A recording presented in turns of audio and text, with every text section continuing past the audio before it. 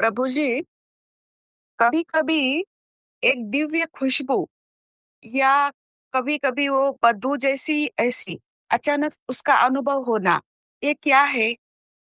ऐसा है जो आप बता रहे हैं ये मुमकिन है क्योंकि अगर आप ध्यान की अवस्था में हैं, आपका ध्यान भीतर है। आपके अंदर जो चल रहा है वो आपको मालूम है, लेकिन बाहर से भी आप अवेयर रहते हैं, आपको होश रहती है। और वो होश जो है वो बड़ी गहरी होश होती है। अब जो आप स्मेल की बात कर रहे हैं, अगर आप में चेतना की शक्ति बढ़ रही है तो आपको अपने भीतर से बड़ी ही आकर्षित सुगंध सुनाई महसूस होगी। काफी आकर्षित सुगंध महसूस होगी अगर आप चेतना की गहराई में हैं तो।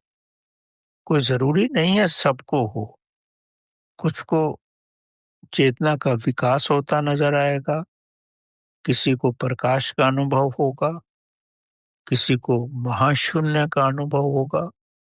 तो ये किसी भी भांति परमात्मा अपना रूप आपको दिखा सकता है। और कभी-कभी बाहर से भी स्मेल आएगी। वो स्मेल ये शो करेगी, अगर आप ध्यान की गहरी अवस्था में हो, कि कुछ ना कुछ अशुभ होने वाला है। अब उसको कैसा आपको इसका परिणाम मालूम पड़ता है, ये कहना बड़ा मुश्किल है।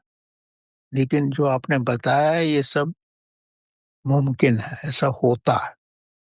कभी-कभी तो महायोगी ऐसे होते हैं साधना की अवस्था में, उनके शरीर से बड़ी प्लेजेंट ऑडर निकलती है, स्मेल निकलती है।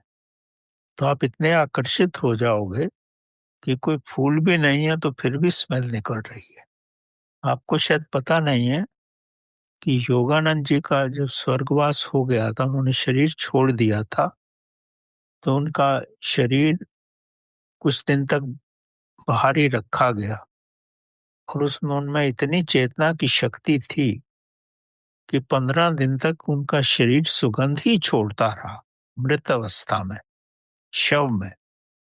और ये रिकॉर्डेड है किताब में, जहाँ पे उनका क्रीमेशन हुआ, वहाँ के डायरेक्टर ने रिकॉर्ड किया है कि ऐसी बॉडी मैंने अपने जीवन में नहीं देखी कि इतने दिन तक खुली अवस्था में भी उनका शरीर सुगंध ही छोड़ रहा था।